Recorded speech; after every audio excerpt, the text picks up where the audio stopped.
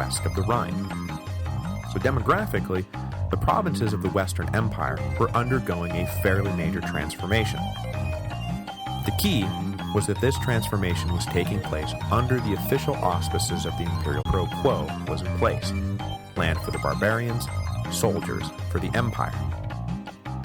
In Hispania, no such quid pro quo existed. Well, that's not entirely accurate. Such a quid pro quo had existed, but the deal had been struck with Maximus and Gerontius, rather than Honorius and Constantius. So Ravenna considered the Alans and Vandals to be illegal squatters. And of course, it's not like the Alans and Vandals were helping their cause by diligently passing along taxes.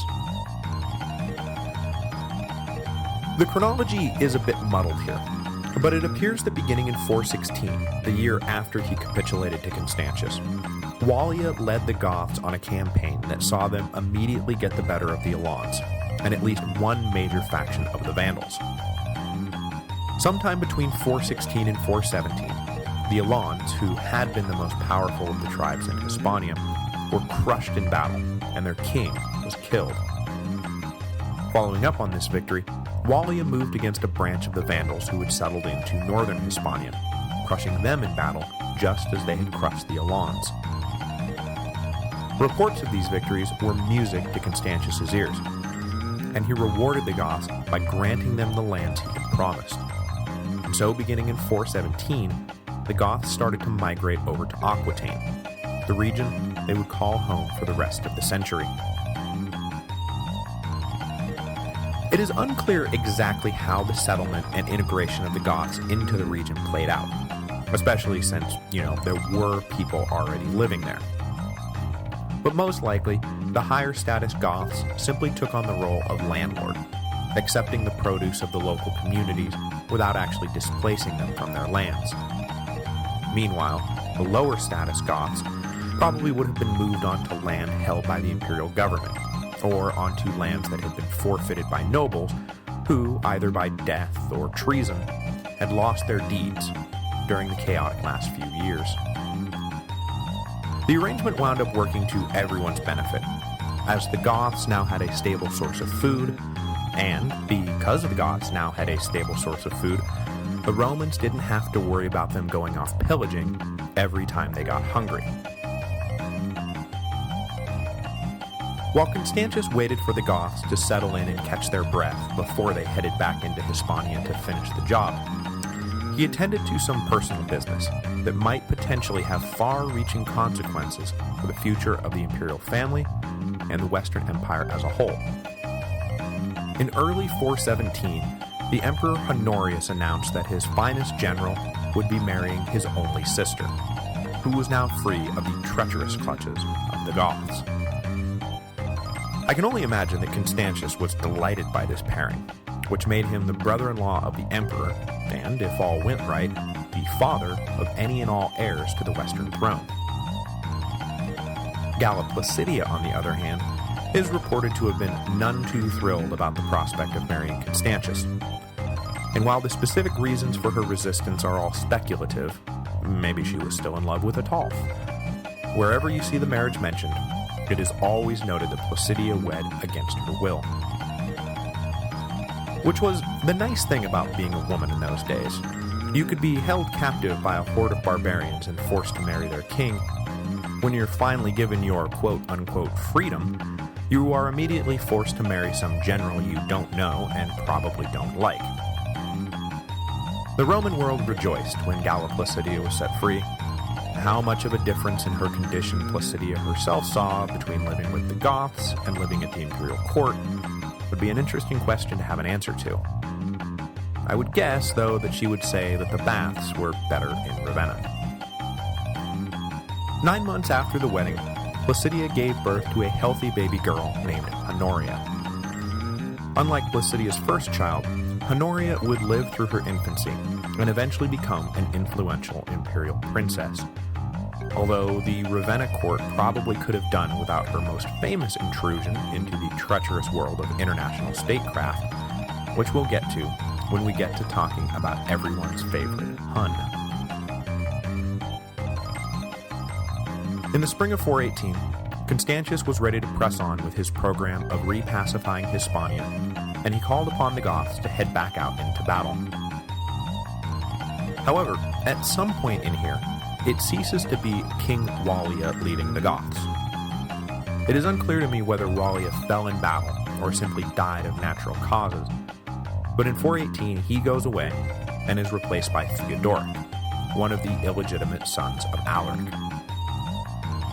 Now Theodoric, as some of you may already be aware, is not going to go the way of Ataulf and Wallia, leading the Goths just long enough to get his footnote in history before dying and passing the footnote on to some obscure successor.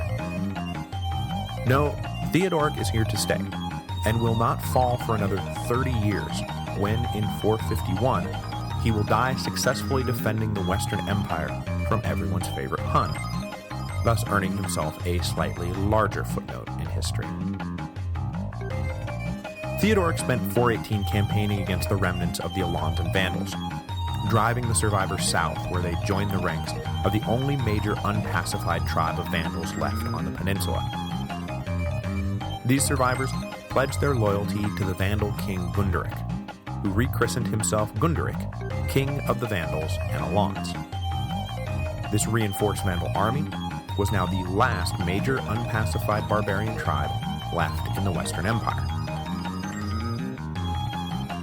But for whatever reason at this point, major operations in Spain appear to cease. Minor operations will continue for the next few years, but either because the new combined Vandal-Alan army was deemed too powerful to risk battle against, or because the Romans were temporarily satisfied with the territory they had already won back, for the next few years there was no major push to defeat Gunderic's Vandals. And by that point, the Roman High Command ordering said operations looked very different from the one that had kicked off the campaign.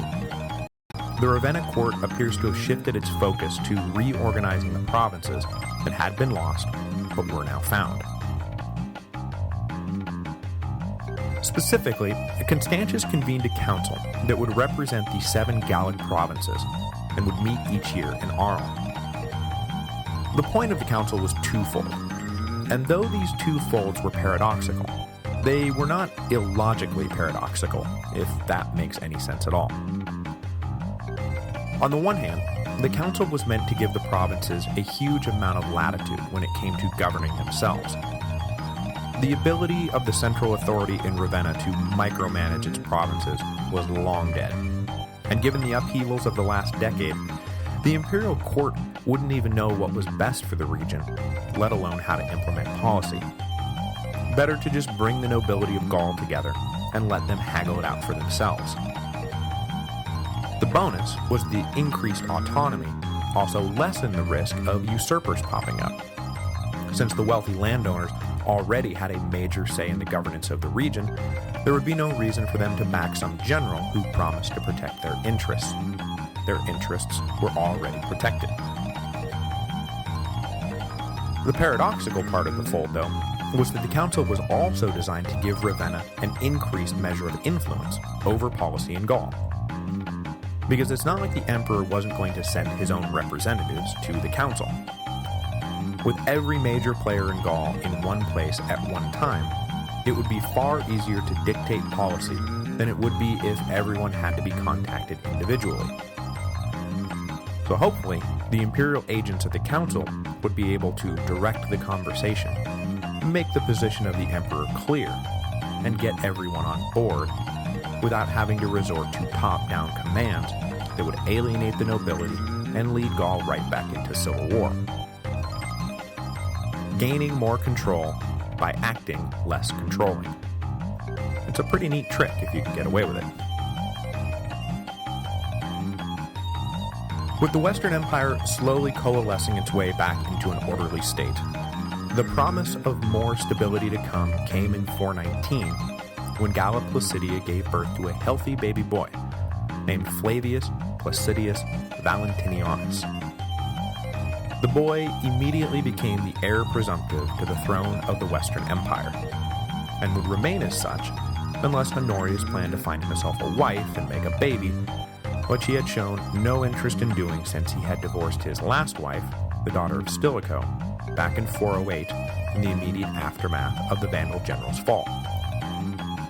For the record, I don't really know what the story is with Honorius' love life and marital arrangements, but it is entirely possible that the emperor was impotent.